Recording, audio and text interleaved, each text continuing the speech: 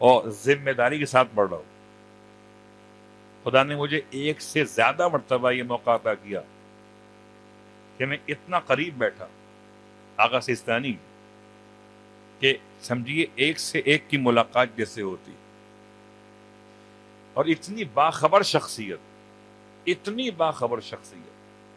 کہ پاکستان کے اس دور کے حالات میں نہیں جانتا تھا جتنا وہ جانتے تھے. اتنی بات کافی ہے. تو جب پوچھا گیا آپ سے، لکھ کر پوچھا گیا کہ یہ بلیک میجک، کالا جادو کہنے سے آپ، اس کا علاج کیا ہے؟ تو بہت سے اذہان میں یہ بات بٹھا دی گئی ہے کہ اس کا علاج برائی سے ہوتا ہے. یہ برائی ہے، اس کا علاج برائی سے ہوتا ہے. یہ گندا علم ہے، اس کا علاج اس طرح کے علم سے ہوتا ہے. ایسا کوئی مرض ہی نہیں جس کا علاج قرآن سے نہ ملتا ہو سوائے بغض آل محمد کے. باقی ہر مرض کا علاج قرآن سے ملتا ہے سوائے موت برحق کے. باقی ہر مرض کا 70 قسم کی امراض کا علاج سورہ فاتحہ کے اندر ہے. بلکہ شاید جملہ بڑھاؤں، اگر خدا چاہے تو اس کی برکت سے موت کو بھی ٹال دے. تو لفظ تعویذ سے بات یہاں تک پہنچ کے واپس آتے ہیں. امام حسین علیہ السلام فرماتے ہیں کہ تم امام حسن علیہ السلام کا تعویذ استعمال کیوں نہیں کرتے؟ اب ہمارے یہاں تعویذ کا ایک ترجمہ ہے کہ لکھو یا لکھوا کر پہن لو. یہ پڑھنے وڑھنے کا چکر کیا ہوتا ہے؟ تو سورہ فلق، سورہ ناس بھی پڑھی جاتی ہے، پہنی نہیں جاتی. صلوات پڑھے محمد و آل محمد. سب سے آسان کام پہن لینا. تو سورہ فلق و ناس بھی پڑھی جاتی ہے. تو یہ تعویذ پڑھنے والا ہے. بات سے بات چونکہ نکلتی ہی چلی جا رہی ہے، تو ایک ایپلیکیشن اتباع عباسیہ نے بنائی ہے، اور اس کا حوالہ میں اس مقام کے علاوہ بھی دے چکا ہوں. اتباع عباسیہ مولا عباس کے حرم سے ایک ایپلیکیشن جو اینڈرائیڈ موبائلز کے لیے تیار کی گئی، اس کا نام ہے حقیقت المومن. اور یہ عربی میں اور آپ کو انگلش میں مل جائے گی. اس میں ہر روز کا الگ ایک تعویذ لکھا گیا ہے. اور کبھی اگر اس کا ترجمہ نکال کے پڑھیں، جو کہ یہ تعویذ آپ کو مفاتی میں نہیں ملے گا، یہ تعویذ آپ کو شاید اور دیگر کتابوں میں نہ ملے جو ہمارے یہاں استعمال ہوتی ہیں، اور جن کتابوں میں ہے وہ کتابیں ترجمہ ہی نہیں ہوئی. عربی سے فارسی میں ہو گئیں مگر اردو میں ترجمہ نہیں. تو روز کا تعویذ الگ ہے. اور اس علاج کے لیے امام فرماتے ہیں تم امام حسن کا تعویذ پڑھا کرو. کہتا ہے وہ کیا ہوتا ہے؟ فرمایا کہ سورہ مبارکہ الفتح کی آیت نمبر 1 سے آیت نمبر 7 تک، آیت نمبر 1 سے آیت نمبر 7 تک، یہ 7 آیتیں تمہارے پیروں کے، تمہاری ٹانگوں کے درد کا، بیماری کا علاج. یہ میں نے جب پڑھا تو اس کا مجھے اثر خود سفر زیارت پر نجف سے کربلا جانے والے زائرین نے اس کا اتنا عمدہ اثر بتایا کہ جو پڑھ لیتا ہے تو اس کی تکلیفیں ختم، مگر یقین شرط ہے آزمائش نہیں. صلوات پڑھے محمد و آل محمد.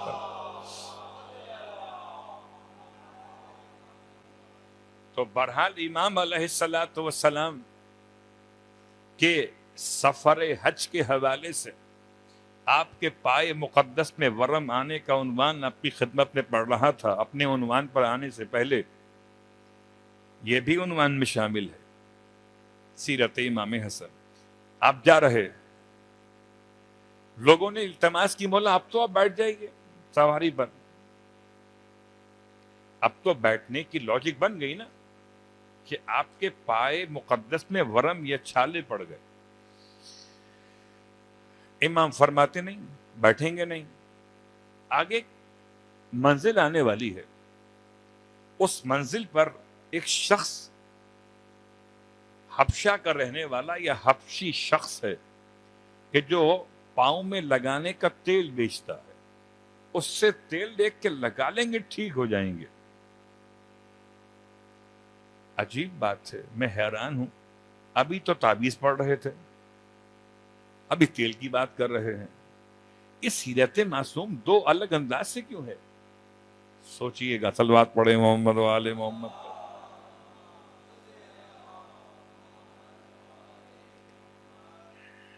تو آئیے اس کی مثال کو آسان کر دیتا ہوں. حضرت موسیٰ اللہ کی پیغمبر، ایک مرتبہ پیٹ میں تکلیف ہوئی، خدا کی بارگاہ میں اپنی تکلیف کی شکایت پیش کی. مالک اس کے علاج کے لیے کیا کروں؟ پروردگار نے آپ پر وحی نازل کی اور آپ کو اس کا علاج بتا دیا کہ فلاں مقام پہ جائیے، ایک خاص قسم کی ایک جڑی بوٹی ہے، اس کو استعمال کیجئے، آپ کی پیٹ کی تکلیف ختم ہو جائے گی. یہ الفاظ میرے ہیں وضاحت کے عنوان میں. اللہ کے نبی گئے، اس کو استعمال کیا اور ٹھیک ہو گئے. عجیب اتفاق یہ ہوا، کچھ ٹائم کے بعد دوبارہ یہی کیس سامنے آیا، دوبارہ آپ بیمار ہو گئے. اور اب آپ نے چونکہ فرسٹ ٹائم استعمال کر لیا تھا تو وہاں چلے گئے.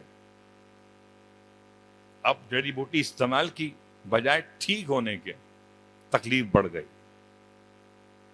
پروردگار سے رجوع کیا، مالک یہ کیا ہو گیا؟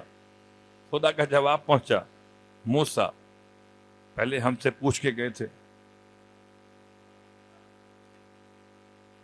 پتا کیا چلا کہ شفا جڑی بوٹی میں نہیں ہے، اذن پروردگار میں ہے. تو اذن پروردگار ہے وسیلہ، اور دعا ہے انسان کے لیے وسیلہ، اور دوا ہے انسان کی ضرورت. لیکن یہاں جو امام کے الفاظ مقدس ہیں کہ وہاں ایک شخص ملے گا، وہ تیل بیچ رہا ہوگا، اس سے لے کر لگائیں گے تو ٹھیک ہو جائیں گے، اصلاً مولا کچھ اور بتانا چاہتے ہیں.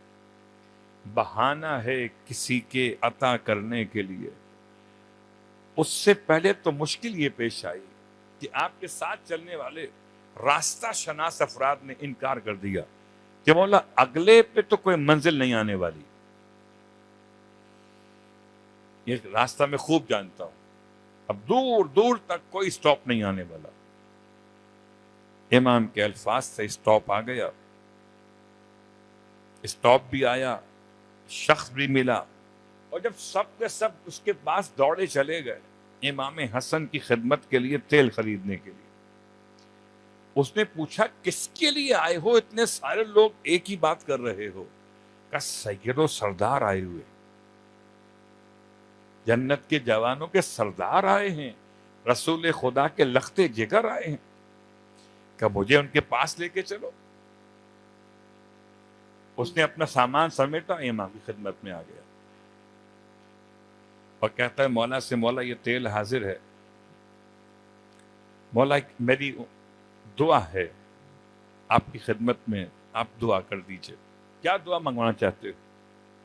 کہ جب گھر سے آیا تیل بیچنے کے لیے تو بالکل میری اہلیہ بالکل وضع ولادت سے قریب تھیں، ڈیلیوری ہونے والی تھی. اب دعا کر دیں خدا مجھے بیٹا دے دے. جب ڈیلیوری ہونے والی ہو تو بیٹا ہو کہ بیٹی، فیصلہ تو ہو چکا، اب چینج نہیں ہو سکتا. اللہ اکبر. امام نے فرمایا جاؤ، تم اپنے گھر میں جاؤ، تمہاری اہلیہ تمہارے بیٹے کو گود میں لیے بیٹھی. اللہ اکبر. تو اصلاً یہ تیل لینا نہیں تھا، بیٹا دینا. صلوات پڑھیں محمد و آل محمد.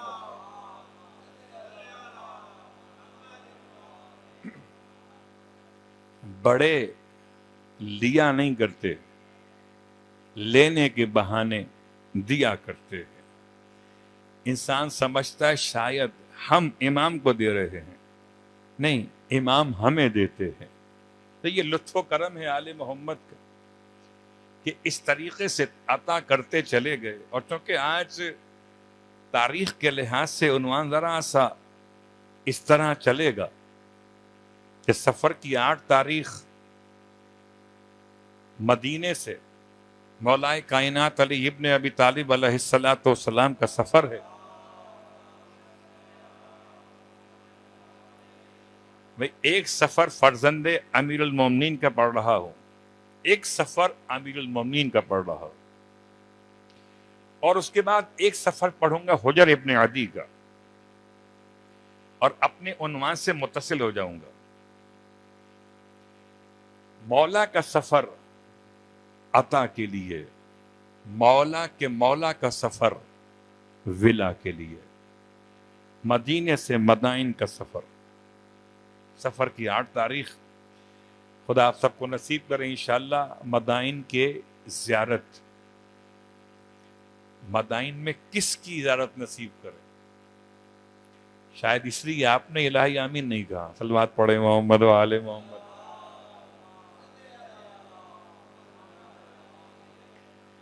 مدائن کے سارے مقامات کا بیان کرنے کا وقت نہیں، خالی آج 8 سفر کی مناسبت سے پڑھ رہا ہوں۔ حضرت سلمان فارسی، جنہیں پہچانا گیا اس نام سے، اور اب ان کی پہچان سلمان محمدی کے نام سے، تو اللہ کے رسول سے اتنا قریب، آل محمد کے اتنا نزدیک، در سیدہ کے ایسے خدمت گزار، جنت کے جوانوں کے سرداروں کے ساتھ اتنی آپ کی الفت و محبت کہ اللہ کے رسول نے اس محبت کو دیکھتے ہوئے سلمان کو اہل بیت میں شامل کر لیا،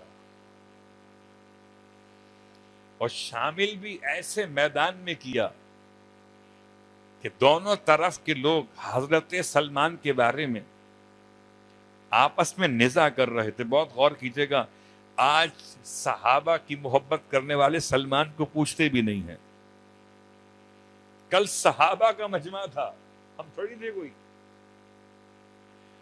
دونوں طرف صحابہ تھے، ایک انصار صحابہ، ایک مہاجر صحابہ، اور ان دونوں کے درمیان حضرت سلمان کی ذات اس بات کے تنازع کا باعث بنی کہ جب خندق کھودی گئی، غزوہ خندق کہیں، غزوہ احزاب کہیں، تو خندق کھودے جانے میں سلمان تو بہت بوڑھے تھے، اتنے بوڑھے تھے کہ بعض روایات میں آپ 550 سال کی عمر تھی انتقال کے وقت۔ حضرت عیسیٰ کی زیارت کی بچپن میں ایک قول، حضرت عیسیٰ کے حواریین کے ساتھ رہے دوسرا قول، تو 350 سال تو ماننا ہی پڑیں گے۔ 550 نہ صحیح، ہو سکتا ہے اختلاف میں آپ اس طرف پہنچ جائیں، تو کم از کم 350 سال، 350 سال نہ صحیح 100 سال کے تو ہوں گے۔ 100 سال کا بوڑھا شخص زمین کتنی کھود لے گا؟ لیکن دونوں طرف کے لوگوں نے جب خندق کی کھودے جانے کے اعتبار سے ایک مفاخرت پیدا ہوئی کہ کس نے زیادہ کام کیا، تو سلمان اکیلے الگ ہیں، نہ انصار کے ساتھ نہ مہاجرین کے ساتھ۔ سلمان نہ مدینے کے رہنے والے تھے کہ انصار کہلاتے، نہ مکے سے آئے تھے کہ مہاجر کہلاتے۔ تو سلمان کے بارے میں دونوں گروہ میں اختلاف ہوا۔ مہاجرین کہتے تھے صحابہ کہ سلمان ہم میں سے، کہ یہ مدینے کے نہیں ہیں، اور انصار کہتے تھے کہ سلمان ہم میں سے ہیں، کہ یہ مکے سے نہیں آئے۔ جب دونوں گروہوں میں اختلاف بڑھا، پیغمبر نے درمیان سے سلمان کو ایسے اٹھا لیا جیسے کوئی پرندہ کنکروں میں سے دانا چن لیتا ہے۔ فرمائے سلمان و منا اہل البیت، نہ سلمان تم میں سے نہ سلمان تم میں سے، سلمان تو ہم اہل بیت میں سے۔ اللہ اکبر، نہ یہ انصار ہیں اور نہ یہ مہاجر ہیں۔ تو یہ خاص اہمیت سلمان کے اعتبار سے۔ تو سفر کی 8 تاریخ اور سفر کی 8 تاریخ کے اعتبار سے سلمان کہاں؟ مدائن کے اندر، اور مدائن میں سلمان کی رہائش مدائن کے گورنر کی حیثیت میں تھی۔ اس لیے نہیں کہ حکومت جو وفاقی گورنمنٹ ہے، فیڈرل گورنمنٹ، اس نے کوئی سلمان کو اسپیشل مقام دیا تھا، نہیں، خاص طریقہ تھا کہ مدینے سے ان کو دور رکھا جائے تو بہت ٹوکتے اور بہت روکتے۔ صلوات پڑھے محمد و آل محمد۔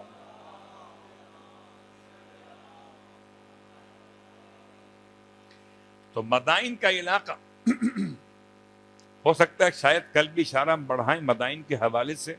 مدائن امام حسن کے اعتبار سے وہ الگ پڑھیں گے کہ وہاں کے سیاسی حالات کیا تھے، مختار کے چچا مختار کے والد مختار کا کیا کردار رہا امام حسن کے حوالے سے، وہ الگ موضوع ہو سکتا ہے اس سال آ سکے۔ تو مدائن میں جناب سلمان کا انتقال ہوا، گئے تھے گورنر بن کر۔ اب وہ الگ بات ہے کہ آپ پہنچے تو بالکل سیدھے سادے ایک حمار پر، ایک خچر پہ بیٹھ کے گئے تھے، لوٹا ساتھ میں، بستر ساتھ میں، جانماز ساتھ میں، سمجھیے۔ لوگوں نے کہا ایسا گورنر آیا ہے، جتنا چاہو لوٹ مار کرو، یہ کیا پوچھے گا، یہ خالی نمازیں پڑھے گا۔ سلمان اتنے سادہ طبیعت کے، اور ہوا یہی کہ جرائم پیشہ افراد کے حوصلے بڑھ گئے کہ گورنر تو بالکل سیدھا سادہ سا ہے، کچھ نہیں کر سکتا۔ جب چوریاں بڑھنے لگیں تو جناب سلمان سے لوگوں نے آگے شکایت کی کہ سلمان چوریاں بڑھ گئی ہیں، کچھ تو کیجئے۔ اچھا ٹھیک، عشاء کی نماز کے بعد اعلان کر دیا کہ آج کے بعد عشاء کے بعد کوئی باہر نہیں جائے گا، اور اگر گیا تو اپنی ذمہ داری پر ہے کہ اب سیکیورٹی سخت ہو جائے گی۔ باہر نکلے، مدائن کے سارے حیوانات جو باہر گلیوں میں گھومتے تھے، جنہیں آپ ڈاگس کہتے ہیں، سارے کلبوں کو جمع کیا، اور سارے کلب جمع کر کے آپ نے فرمایا کہ آج کے بعد سے تم سیکیورٹی کے ذمہ دار ہو۔ اس کا غلام سیکیورٹی کا کام کتوں سے لے لے، اسے کیا ضرورت ہے محکمے بنانی۔ صلوات پڑھے محمد و آل محمد۔ مگر یہ جملہ خطیبانہ ہے، یاد رکھیے گا، ہر ایک سسٹم کے اعتبار سے ضرورت پیش آتی ہے۔ جناب سلمان انتقال کر گئے، اور سلمان دنیا کے واحد انسان جنہوں نے پیغمبر سے پوچھا تھا میری موت کب آئے گی۔ واحد انسان ہے اس دنیا میں، اور اللہ کے رسول نے سلمان کو آپ کی موت کی ڈیٹ اور تاریخ یا نہیں بتائی، لیکن علامت بتائی تھی کہ سلمان تمہاری موت اس دن قریب ہوگی جب تم اہل قبور کو سلام کرو، اور اہل قبور میں سے کوئی تم کو سلام کا جواب دے دے۔ میں سوچتا ہوں اگر کوئی مسلمان ہوتا تو قبرستان جانا ہی چھوڑ دیتا۔ مسلمان ہونا اور ہے، سلمان ہونا اور ہے۔ سلمان قبرستان جاتے ہیں، اتنے بیمار پڑ گئے کہ لوگ انہیں چارپائی پہ، پلنگ پہ اٹھا کے لے جاتے، اور جا کے خاص طور سے سلام کرتے ہیں، جواب دو تاکہ پیغمبر کی بات پہ موت قریب آ جائے۔ جب انتقال سفر کی 8 اتفاق دیکھیے آپ، سفر کی 8 تاریخ آیت اللہ العظمیٰ سید ابو القاسم خوئی کا انتقال، 8 تاریخ۔ حضرت سلمان، اپنے زمانے کے سلمان سیرت مرجع تقلید آیت اللہ خوئی،